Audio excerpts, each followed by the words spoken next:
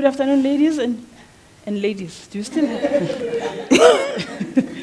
I see you have a few gentlemen. Like she said, my name is Khanyisa.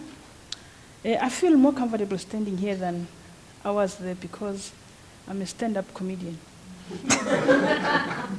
And I'm more trained lately to stand, but I've tried to add a spice on it, trying to stand tall all the time. Before I tell you a little bit about myself, I'll just share a few stories about women that inspire me, or women that are more like role models to me. First, I'll mention first women from the Bible. Remember there was a lady in the Bible called Hannah. I don't know if you read the Bible a lot, but this lady could not have kids. For years she prayed to have a son, and she promised God that if I could have this son, I will raise him according to your word. And a few years later, she had a son, and she handed over the son to a man, a prophet called Eli, and so that he can raise him in the temple. So from that, I learned that women keep their promises. And I think we need more of women like that in the present parliament, where we are promised jobs. You know, we promise so much and we get so little. That's why I say in 2015, perhaps we're supposed to be having more and more women. There are so many women that I could quote, like Oprah Winfrey, who grew up in poverty in Mississippi, America, but now she owns a very powerful media empire. There are so many, even amongst our own Pumzile Lambongukas of this world, etc. But then let me go back to my own story. I grew up in Whittlesea in the Eastern Cape. I never knew what I wanted to be until I was in matric. And people would keep on asking me, and I would have, you know, when we are seated as friends, people would ask, what do you want to be? Some would say, I want to be a doctor, I want to be a lawyer. I didn't know what I wanted to be, so I would just imitate them. The last one to say whatever I would say, I'd be what they want to be.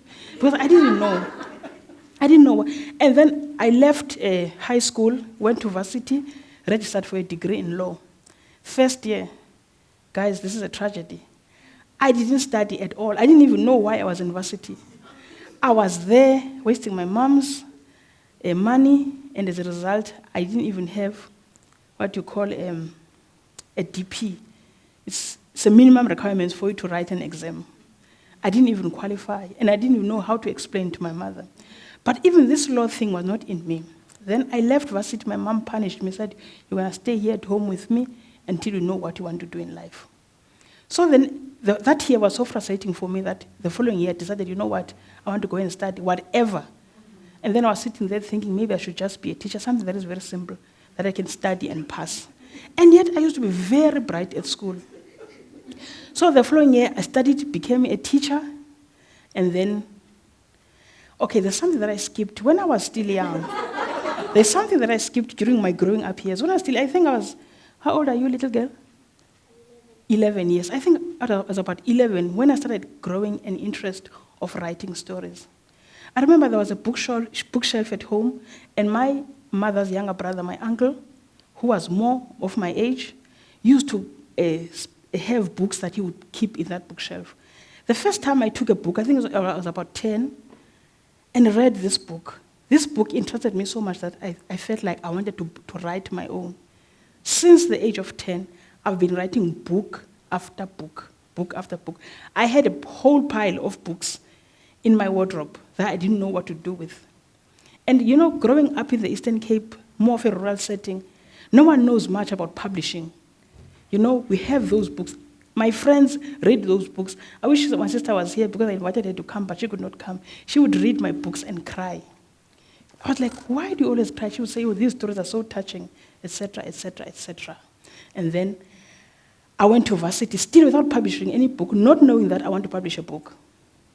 And then in 2013, as I was here, I left teaching in 2008, came to Gauteng because I didn't want to teach anymore. I was frustrated.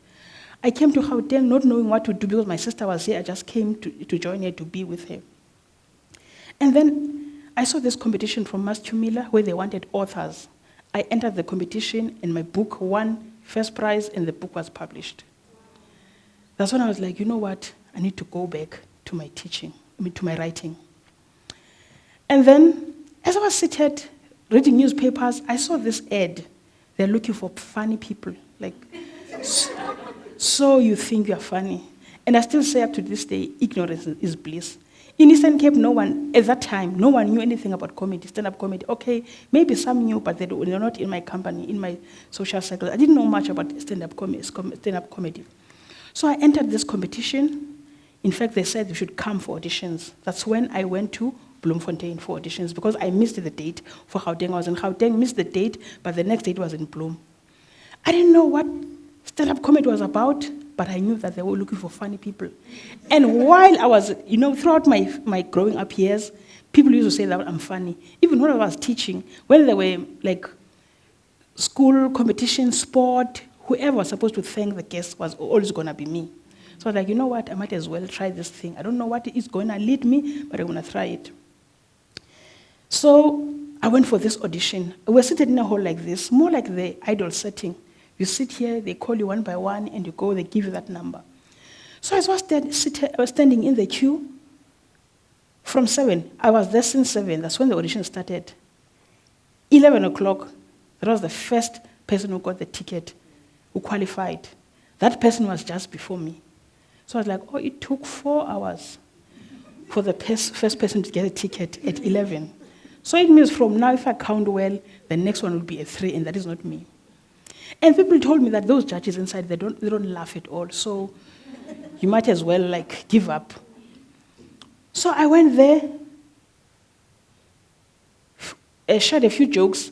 The next thing, the judges were falling over the table, laughing. I was like, what do they mean when they say these people don't laugh? To cut the long story short, I came to Joburg. They took me to Joburg for the competition. Some of you saw it on TV, so you think you're funny. I made it all the way to the top 6 of the competition. That's when my career of being a stand-up comedian started.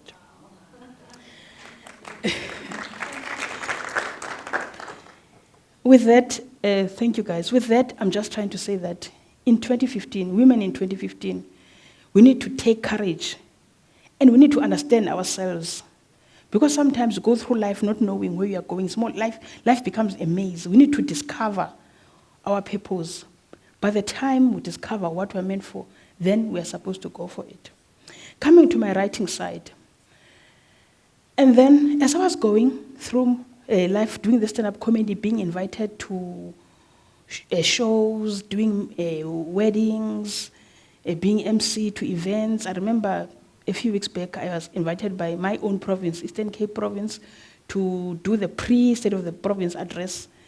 And as I was growing, doing all that, I got to a point where I remembered, you know what? I still want to do my childhood dream. I want to be a filmmaker. And then I've seen filmmakers. I've seen some other comedians like with David Gow venturing into filmmaking, but I didn't know how they did it. But got to started Googling, and then I met this company called ATFT. It's called Association for Transformation in Film and Television.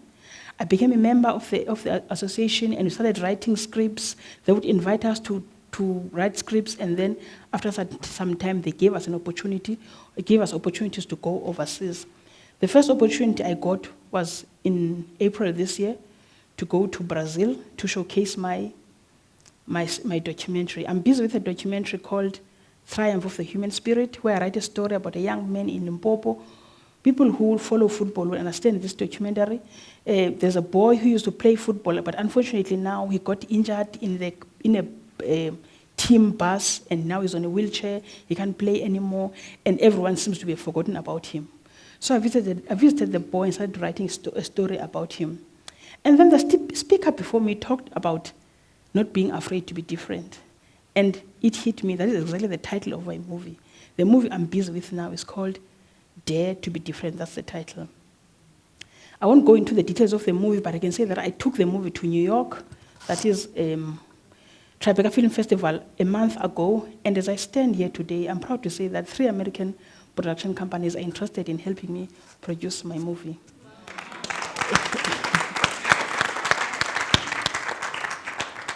Thank you. Just to sum up my story, I don't want to be long.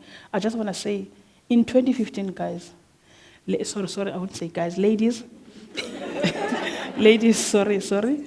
Ladies and a few gentlemen, we need to really stand up.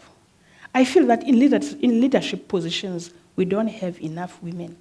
Otherwise, we wouldn't find in the crisis that we find ourselves in right now. Our country needs us as women to stand up. And I want to say we need to get rid of those, we call it a PhD, pull head down syndrome. Now we need to get to a stage whereby we just support each other. We have to take over the reins. It's time that we stand up and show men that this is our world. It is said that this is a man's world, and I always like, how is it a man's world? You know, we carry them in our wombs for 9 months. We decide what to feed them. We take them up and down, and then ultimately we give birth to them. We feed them, we bathe them, we clothe them, and when they speak, they say they speak their mother tongue. That is us. And how is this a man's world? And then it is also said that a woman's place is in the kitchen. I'm like, I've not seen many women in the kitchen lately. You've seen guys who've been to hotels, you see the chefs. Chefs are mostly men. We've left the kitchen and given it over to them. Let them stay there. Listen, thank you very much.